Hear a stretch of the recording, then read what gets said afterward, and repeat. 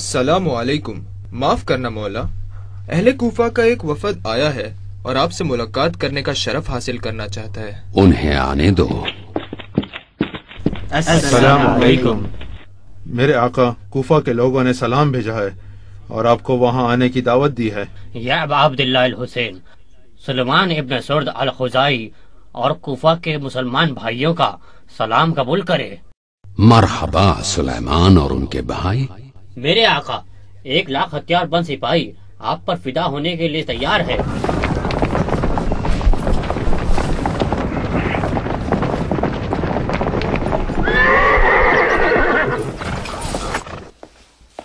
ایک اور وفد دروازے پر منتظر ہے، وہ بھی ملاقات کرنے کی اجازت چاہتا ہے. انہیں خوش آمدید کہو کہ اندر تشریف لائیں. اپنے بھائیوں کو ہمارا سلام کہنا اور کہنا کہ ہم بہت جلد ہی ان کے پاس ملنے آئیں گے انشاءاللہ.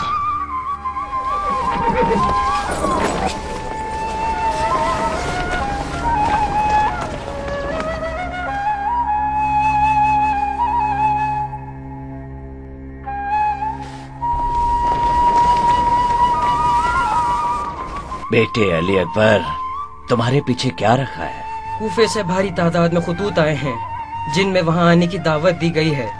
اے چچا، نہیں جانتا ان کی نیت کس حد تک درست ہے. اس میں کوئی شک نہیں کہ وہ لوگ امام کو دوسروں سے زیادہ خلافت کا مستحق سمجھتے ہیں، لیکن یہ بتاؤ بیٹے علی کہ امام نے کیا فیصلہ کیا ہے؟ وہ کوفہ جائیں گے یا مکہ میں ہی قیام کریں گے؟ ابھی تک کچھ طے نہیں ہوا ہے. وہ کوفہ والوں کو پہلے پرکھنا چاہتے ہیں، اسی لیے وہ مسلم ابن عقیل کو اپنا قاصد بنا کر بھیج رہے ہیں تاکہ حقیقت کا صحیح اندازہ ہو جائے. ابو مالک، میرا یہ خط لے کر بصرہ میں مالک بن مسمع البقری، ابن قیس اور منذر ابن جرود کے پاس جاؤ اور ہمارا سلام کہو. میں خدمت کے لیے حاضر ہوں میرے مولا.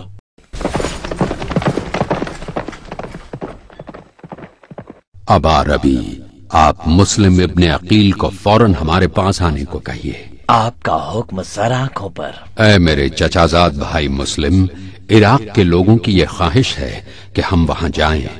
تم ہمارا یہ خط لے کر جاؤ اور انہیں اطمینان دلاؤ کہ ہم وہاں ضرور آئیں گے. کہنا کہ ہم انشاءاللہ بہت جلد ہی آئیں گے. آپ کے حکم کی تعمیل ہوگی میرے مولا ابا عبداللہ. میں کل سویرے ہی کوفہ کے لیے روانہ ہو جاؤں گا. میں اللہ پر توکل کرتا ہوں. اپنے ساتھ ان لوگوں کو لے جاؤ جو راستہ بتائیں. پرہیزگاری اختیار کرو اور لوگوں کے ساتھ محبت سے پیش آؤ، اور مجھے بلانے پر لوگوں کو متفق پاؤ تو مجھے خبر دو. اللہ نے چاہا تو میں آپ کی امیدوں پر پورا اتروں گا. ٹھیک ہے، اللہ پر توکل کرو. خدا تمہارا سفر مبارک کرے.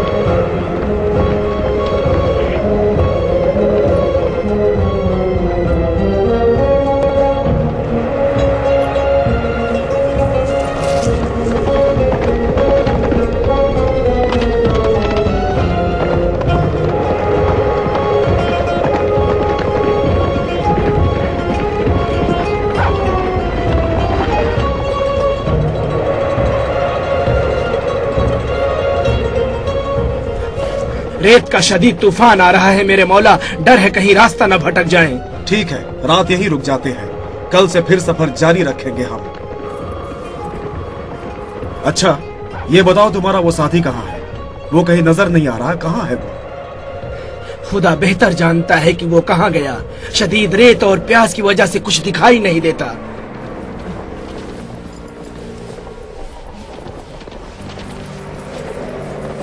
اچھا ادھر آؤ، اسے تلاش کرتے ہیں.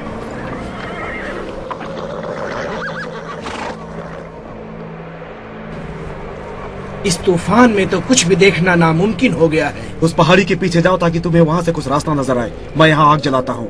رات یہیں قیام کریں گے ہم.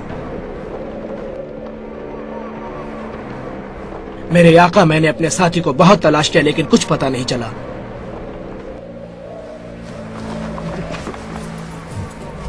बड़ी कोशिशों के बावजूद वो नहीं मिले मेरे आका। इंशाअल्लाह कल सुबह मिल जाएंगे।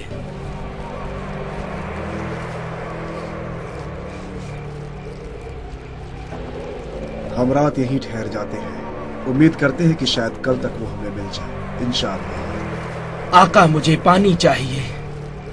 अल्लाह हमारी मदद करे।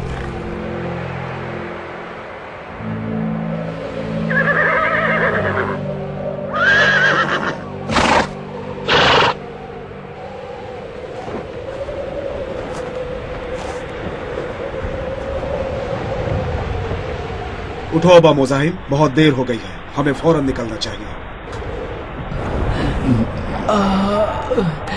प्यास की शिद्दत से मेरे होंठ सूख गए हैं। अब मैं सफर जारी नहीं रख सकता।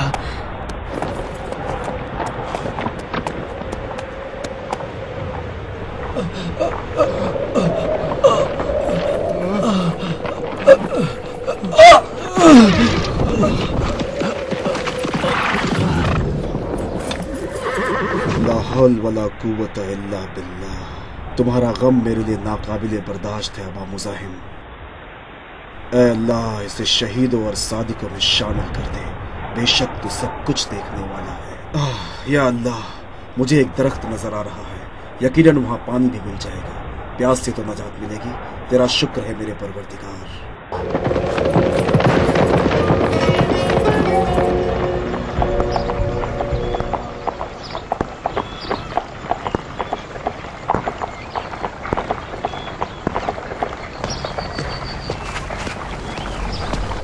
कुछ देर वहां आराम करने के बाद मुस्लिम को एक काफिला नजर आया जो मक्का मुकर्रमा के सिमत जा रहा था। मुस्लिम ने सोचा क्यों न एक खत इमाम हुसैन के नाम रवाना किया जाए, जिसमें उस मकाम का जिक्र किया जाए जहां वो फिलहाल मौजूद है। रास्ते में दरपेश आने वाली मुश्किलात को बयां किया जाए। अपने इस इरादे को दोहराया जाए कि हर हालत में वो अपनी मुहिम को पूरा करेंगे, चाहे कितनी ही मुश्किलात का सामना करना पड़े।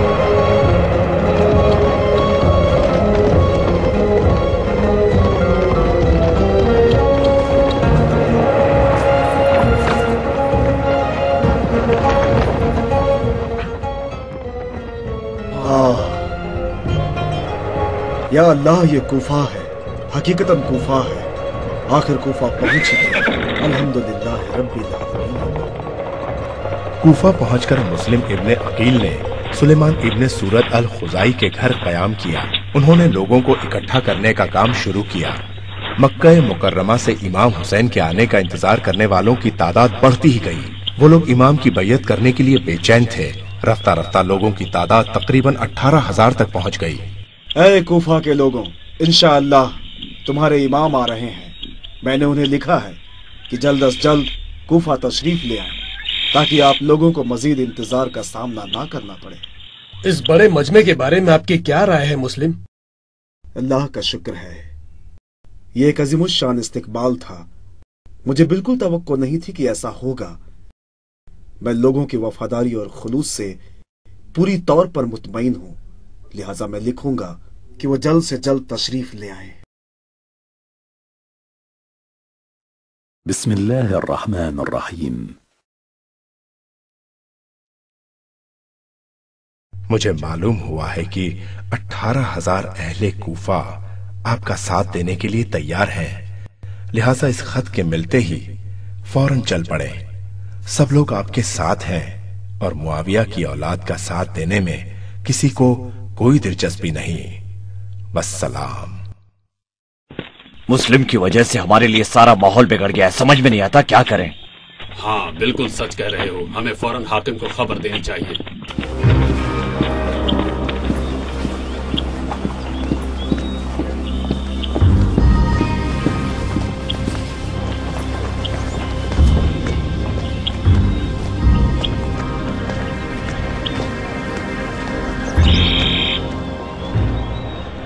हाकिम वक्त, तू कमजोर है या कमजोर बना दिया गया है, और तूने मुस्लिम को लोगों की अक्लों और तमाम चीजों पर मुसल्लत होने के लिए यूं ही छोड़ दिया है। खामोश। मुझे इताअत में ज़ईफ होना मासियत में कवी होने से ज्यादा पसंद है। ए हज़रमें, ऐ मोहतरम हाकिम, یہ سارا معاملہ بغیر گیس و غضب، ظلم، ناانصافی اور خون خرابے کے قابو میں نہیں آنے والا، اور تم ہو جو کمزوروں کی طرح باتیں کر رہے ہو۔ اب کیا کرنا چاہیے؟ میں یہ ساری باتیں یزید ابن معاویہ کو لکھوں گا۔ عبداللہ حضرمی کی طرف سے خلیفہ یزید ابن معاویہ کے نام معلوم ہو کہ مسلم ابن عقیل کوفہ پہنچ چکے ہیں۔ انہوں نے حسین کے شیعوں کی بیعت بھی حاصل کر لی ہے۔ اس وقت کوفہ میں ایک طاقتور آدمی کی سخت ضرورت ہے، کیونکہ نعمان ایک کمزور شخص ہے جو صورتحال کو سنبھالنے میں ناکام ثابت ہوا ہے۔ یہ خط کوفہ سے عبداللہ حضرمی اور ان کے ساتھیوں کی طرف سے ہے۔ حضرمی؟ میرے آقا، ان سے کوئی نرمی نہ برتی جائے، ایک ایسی طاقتور فوج روانہ کرے جو انہیں سر اٹھانے سے پہلے ختم کر دے۔ ٹھیک کہا تم نے ابن عمیر۔ اہل کوفہ نے حسین کی بیعت کر لی اور ہم کوفہ والوں کی ان حرکتوں پر خاموش نہیں بیٹھ سکتے۔ یہ ضروری ہے کہ ہم کوئی سخت قدم اٹھائیں تاکہ مسلم اور اس کی ٹولی کا خاتمہ کر دیں۔ میرے آقا، اس انقلاب کو ناکام بنانے کا صرف یہی ایک راستہ ہے کہ اس کے خلاف کوئی سخت قدم اٹھایا جانا چاہیے۔ میرے مولا، میری رائے میں نعمان کی جگہ کسی ایسے شخص کو بھیجا جائے جو تشدد سے کام لے اور بے رحمی سے قتل عام کرے۔ اے شخص، تم نے بڑی اچھی بات کہی۔ ایک ایسے حاکم کو روانہ کرنا لازم ہو گیا ہے جو سندل ہو، جو قتل، غارت گری اور خوریزی کے علاوہ کچھ نہ جانتا ہو، اور جو سروں کو جسموں سے الگ کر کے کوفے کی گلیوں میں بکھیر دے، جس سے وہاں کے بچے ان سے کھیلیں۔ یزید ابن معاویہ کی جانب سے حاکم بصرہ عبیداللہ ابن زیاد کے نام ہمیں اطلاع ملی ہے کہ کوفہ کے لوگوں نے حسین ابن علی کی بیعت کر لی ہے۔ یہ خط ہم تمہیں اس لیے روانہ کر رہے ہیں کہ تم اپنے ساتھیوں کے ساتھ جو تمہاری طاقت ہے اور جو تمہارے مددگار ہیں فوراً کوفہ پہنچو اور نسل علی کا اس طرح صفایا کر دو کہ کوئی بھی بچنے نہ پائے۔ پھر اس کے بعد مسلم ابن عقیل کو قتل کر دو اور اس کا سر ہمارے پاس بھیج دو۔ والسلام۔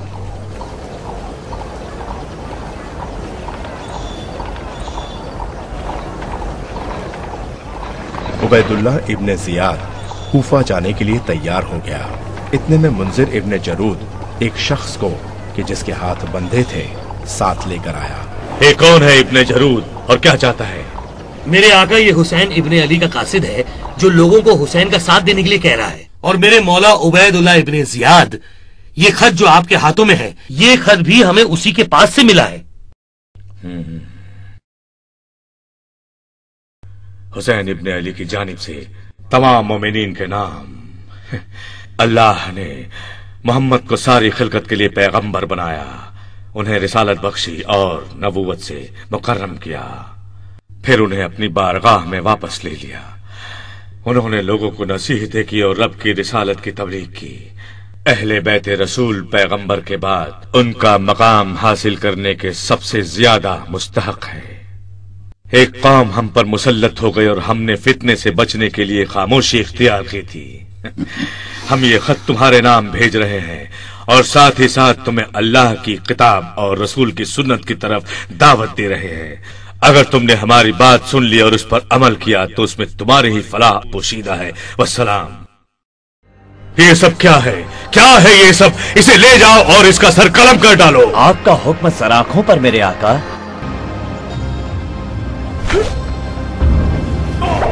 اسلام کا یہ پہلا قاصد تھا جسے اس طرح قتل کر دیا گیا، لیکن یہ ابن زیاد کا پہلا ظلم نہیں تھا اور نہ ہی یہ اس کا آخری حکم تھا۔ یہ صرف اس کی بے رحمی کی انتہا کا ایک نمونہ تھا۔ اے بصرہ کے لوگوں، یزید ابن معاویہ نے مجھے کوفہ کا حاکم مقرر کیا ہے اور میں نے کوفہ جانے کا ارادہ کر لیا ہے تاکہ یزید کا حکم نافذ کروں۔ میں اپنے پیچھے اپنے بھائی عثمان کو تم پر حاکم بنا کر جا رہا ہوں۔ اب اگر مجھے پتا چلا کہ تم میں سے کسی نے اس کے خلاف ورزی کی ہے تو میں اس کا سر قلم کر دوں گا اور چھوٹے کے گناہ کے بدلے بڑے کو پکڑوں گا یہاں تک کہ تم سیدھے ہو جاؤ۔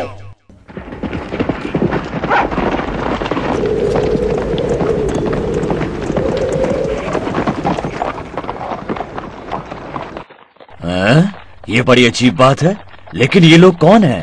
میرا خیال ہے یہ امام حسین ابن علی ہوں گے۔ چلو مسلم ابن عقیل اور ان کے ساتھیوں کو خبر دیں۔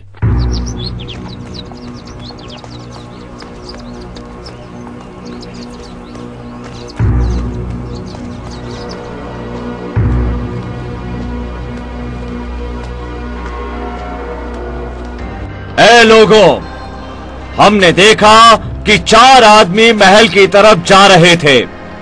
मैं समझता हूं कि वो हुसैन इब्न अली और उनके साथी होंगे। हमें उन लोगों के पास जाना चाहिए और उनसे बात करनी चाहिए। इस बारे में तुम लोगों की क्या राय है? ऐसा होना तो मुमकिन नहीं है। इमाम अलैहिस्सलाम हाकिम के महल की तरफ नहीं जाएंगे और ये भी मुमकिन नहीं है कि वो वहाँ कयाम करें। चलो ऐ लोगों, सारे मामले की तफ्तीश करें। खबरदार खबरदार है लोगों, उबैदुल्लाह इब्न जियाद को नुमान इब्न बशीर की जगह हाकिम बना दिया। ये तुम क्या कह रहे हो? किसने उसे हाकिम बनाया है? यजीद बिन मुआविया ने उसे कूफे का हाकिम बनाया है, क्योंकि वो एक संदिल आदमी है। ऐ कूफा के लोगों, कल मस्जिद में जमा हो जाओ, मुझे तुमसे खिताब करना है। ऐ कूफे वालों, मैं तुम्हें खबरदार करता हूँ कि हुकूमत से गद्दारी करने वालों के लिए मेरी तलवार हर वक्त तैयार है। अगर किसी ने भी ऐसा किया तो मैं उसका बड़ी सख्ती से जवाब दूंगा। लिहाजा तुम में से हर एक पर यह वाजिब है कि मुझे हर उस आदमी की खबर देते रहे जो यजीद इब्ने मुआविया की मुखालिफत करता हो और शहर में साजिश फैलाने की कोशिश कर रहा हो। अगर किसी ने हमारा हुक्म नहीं माना तो उसकी जान और उसका माल हम पर हलाल है। अबा मसूद, हालात कैसे हैं? अब हमें क्या करना चाहिए? मेरी राय है कि आप हानी इब्ने उर्वा के घर मुंतकिल हो जाएं और लोगों की नजरों से दूर ही रहें, क्योंकि सूरत हाल बहुत खतरनाक हो चुकी है। हाँ अबा मसूद, तुम ठीक कह रहे हो। मैं इंशाअल्लाह कल ही हानी इब्ने उर्वा के घर मुंतकिल हो जाऊंगा और वहीं कयाम करूंगा। जो भी अजनबी कूफा में दाखिल होते हैं उन सब के नाम लिखकर मुझे दो और उनसे शहर में आने की वजह पूछो। अगर ऐसा नहीं किया तो उसकी सख्त सजा मिलेगी। पहरेदार, कूफा के सारे बड़े लोगों को दावत दो कि कल रात का खाना वो हमारे साथ खाएं। हानी और शुरैक इब्ने आवर को दावत देना न भूलना। आपका हुक्म सराखों पर आका। तुम्हारी क्या राय है मेरे भाई? उबैदुल्लाह इब्न जियाद ने मुझे क्यों बुलाया है? दर हकीकत नहीं जानता, क्या करूं? उबैदुल्लाह के पास जाओ और मालूम करो कि वो क्या चाहता है। वजह मालूम करना हमारे लिए बहुत जरूरी है।